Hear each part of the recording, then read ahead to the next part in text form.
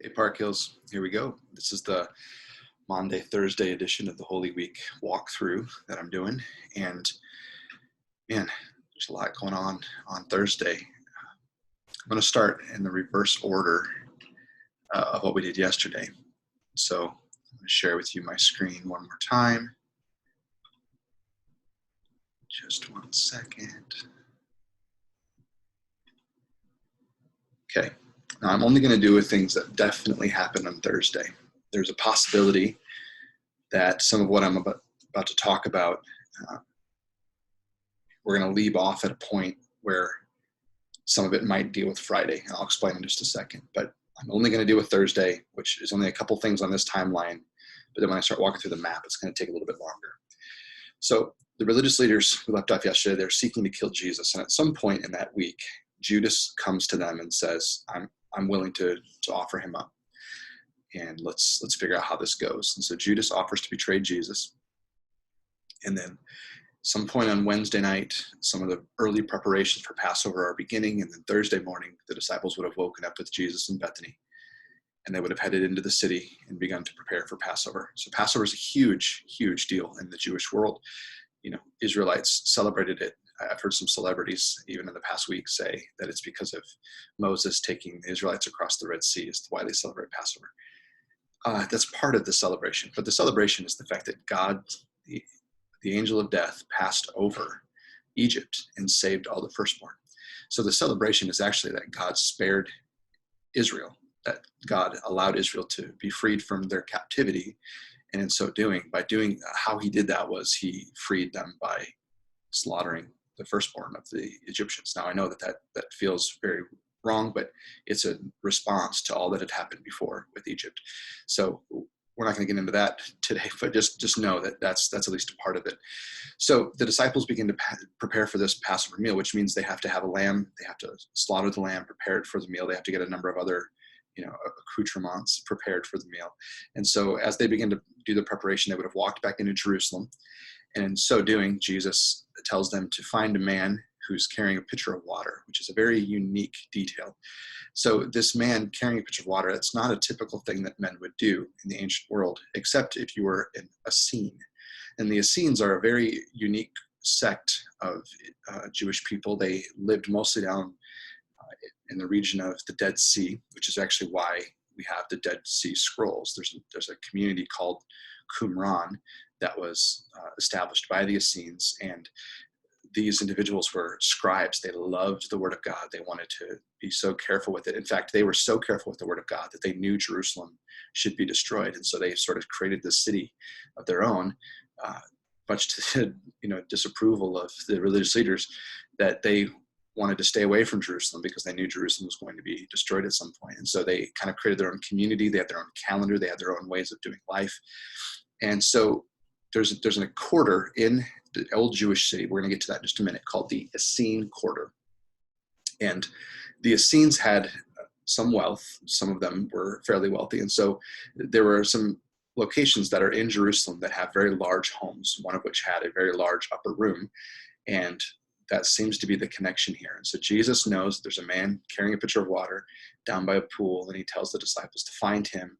And in so doing, this individual leads them to the place where they're able to set up the meal, which is enough to, house at least 13 people, Jesus and the 12 disciples.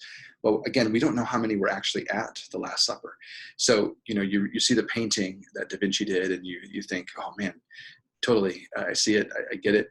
No, it's at a table, there's chairs, none of that is close to how the meal would have looked or felt. And we don't know how many other disciples were there. And so I want you to look at the screen, you'll see that's more how the table was set up. Tables were set up in the middle. There was reclining couches around the side. You would actually recline to eat your meal. You would lean forward and eat that way. So some of the modern, even depictions of Jesus and his disciples, even some of the better things that have come out in the last couple of years, often have them sitting at a table. Just not really how it works in the Middle East. So Jesus washes the disciples' feet. He, talks to Judas, and Judas ultimately leaves the dinner and goes and betrays Jesus that night. Jesus eats the meal with his disciples, and then he would have tracked down back to the Mount of Olives, which I'll show you on a map in just a second. And then he prays with his disciples and speaks with them on the way. This is the John 13, 14, 15, 16, 17 passage, so that we call it the upper room discourse. But some of that actually happened on the road. We don't know how much of it, but there's a point in that narrative where it says, and then they got up, sang a hymn, and they left. And Jesus keeps talking with them, and he's explaining to them, I'm going somewhere.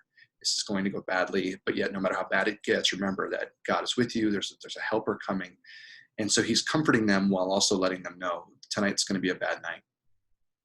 And so as they head down to the Mount of Olives, so they head down into the Kidron Valley and then back up to the Mount of Olives, and Jesus is praying in Gethsemane, which just means basically an olive oil garden, place of purifying, or the place of cleansing or crushing. So they would crush olives to create olive oil. Jesus prays, and multiple times the disciples keep falling asleep, and Jesus keeps waking them up. And then ultimately, as you know, Jesus is arrested in Gethsemane. And then we're going to stop there because we don't know what time Jesus is arrested, but it's so late in the night that they have torches and everything else. And so it very possibly could have been 1 or 2 in the morning by the time that Annas actually begins to question Jesus, at the point where Peter has his first denial of Jesus. So we're going to leave those for tomorrow, but I want to stop this screen share and move to a different one. So I'm going to show you the map here in just a second, give you a feel for this in a different way.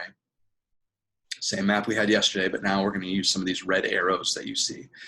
So Thursday, at some point, the disciples and Jesus headed down into the Kidron Valley and into the spring of Gihon, and there's the spring of Hinnom here, the Hinnom Valley, which is a very famous place where you might know the word Gehenna. That's all connected to down here. So they head down into the valley, and they headed up, and here's the Siloam pool. Here's the pool that this man was grabbing a pitcher of water. So they find him, and this individual takes them into, like I said, what is called the Essene Quarter. So it's this area here of the city of Jerusalem. And this is Jerusalem in first century. If you were to go to Jerusalem today, there are establishments all over. Right here is more Palestinian country, and over here is more Jewish country. But the old city is still here. The valleys are still very much in place. They haven't gone anywhere. They're a little more built up, and there's some roads and things. But for the most part, it's much bigger, but the old city is still, basically set up. So they came in, they found the man with the pitcher of water. He got them to the Essene Quarter and gave them access to the upper room. Now, the upper room, there's still a building that claims to be the upper room. It very possibly could be, we're just not totally sure. Jerusalem has been destroyed so many times. No one knows what's totally legit and what's not at this point. But there's a massive room here that would have fit many more than just 12. And as you know, in Acts 1, these individuals go and hide up in the upper room until the beginning of Acts 2 and into Acts 2, where they finally are released on the world to go share the message of Jesus. So this had to host at least 120 people. So it's got to be a huge room. And this room that I've been to in Jerusalem is quite large. So they would have come here. Jesus, like I said, would have washed the disciples' feet here, had this entire experience here. Now, I wanted to show you something and just think this through. Okay, so Judas leaves, and he would have headed to the house of Caiaphas, the high priest. Now, I want you to see Herod's palace here and the high priest. This is all going to deal with more tomorrow, but there's some things on Thursday that had to have happened. So at the end of the meal, when Judas leaves, he would have had to go to Caiaphas's house, who's the high priest, and say, you know what, I know where he's going to be tonight. We've talked about it. He's going to be at the Mount of Olives. Come find me. That I'll kiss his cheek. That'll tell you exactly where he is and who he is and which one he is. And so all that gets set up. And in the middle of that, though, Caiaphas has a problem on his hands. He can't make a move without Roman authority. He can't make a move without the Sanhedrin saying so. So a number of scholars, and there's a great book called The Weekend That Changed the World. You should read it. It's captivating and very detailed and goes into a lot of detail with this. But Caiaphas would have had to call at least a quorum of the Sanhedrin to his house that night and have kind of a mock early trial sort of thing to sort of set up. Yes, we can arrest him. Yes, he's been blasphemous. Yes, this is all ready to go, so that they could then sort of set the warrant for his arrest, basically. And then he would have had to run or send somebody to run up to the Roman authorities. And so they would have had to go to Pilate's house, which most likely would have been way up here. You see Antonia Fortress. This was a fortress that was built by Herod for his friend Mark Antony. And so he built this fortress, and this is where Pilate was set up. This is where the Romans were set up. And so they would have run here. The Romans would have had to give it, basically a warrant to allow him to do this thing, and they would have come back and headed here. And then at this point, they gather a number of troops along with, there's some Roman troops that are coming down to arrest Jesus as well. So this is a very big conspiracy with lots of moving parts. And all of that had to happen in a space of a few hours on a Thursday night. So you think about let's say the meal ended at 7 or 8 o'clock, which is probably early because the Passover meal couldn't begin until sundown, and sundown at this place, as close as it is to the equator, would have been a little bit later in the evening. And so there's a good chance that this meal doesn't even get done until 9 or 10 o'clock. And then Jesus is having this upper room discourse. He's beginning to say what he says in John 14, 15, 16, 17. All of that is happening here, and there's tons of amazing experiences that disciples are having. They don't know what's really going on, but Jesus is just spouting some amazing things that they're trying to absorb and download.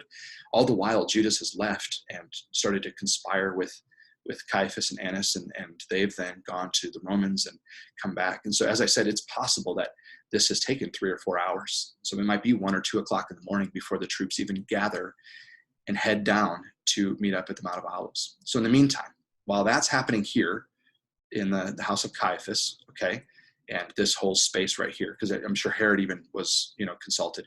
And it's Passover, so everybody's in the city. There's a ton of people there.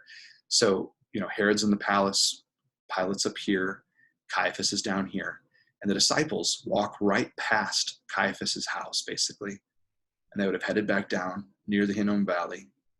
They would have headed back up to the Mount of Olives. And as they head up to the Mount of Olives, they go to Gethsemane. And the Garden of Gethsemane is, there's still olive trees today on this hill. Some of those are quite old, obviously not from the time of Jesus, but and some question as to whether those are the actual descendants of the olive trees or whether those were planted later to sort of make it more of a tourist spot. That's whatever, who cares? But Jesus heads there, and in Gethsemane, he begins to pray, and the disciples are having trouble staying awake. Why? It's 1 o'clock in the morning. It's 2 o'clock in the morning. They have no idea why Jesus is praying as much as he is, but this all is dealing with, and you can imagine they're confused. Why is their master being so unique here? He stayed up to pray all night before. We've got a couple of other moments in his life where he does that. He prays all night before the disciples are chosen and that sort of thing. But they have to be wondering, what is going on? Why is it so important? And we'll deal with this tomorrow, but you can imagine that there's suddenly a flicker of torches walking out of this gate, and you can see it from here. When we were in Solomon's Portico area, you look back, you can see the entire old city wall, and in the dead of night, you would have seen a couple of torches start to walk up the hill, and you would have known full well that the people were coming to arrest you. So just to go back to it really quick, so Thursday starts with the disciples preparing for the Passover meal. And then, the Passover begins, the meal is taken, Jesus has washed their feet, which brings us back to why it's called Maundy Thursday. So Maundy is a name, it's a Latin word for command. And the reason why it's called Maundy Thursday is this is the day that Jesus makes the command to love one another as I have loved you. So for centuries, we've called it Maundy Thursday because it's a reminder to us as Christians that our job is to love one another as he has loved us.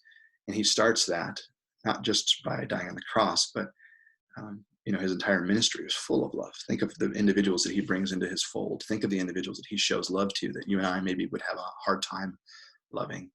But then to top it all off, Jesus washes his disciples' feet, even the one who's about to betray him, and even the one who's about to deny him 3 times. I don't know if I could do it.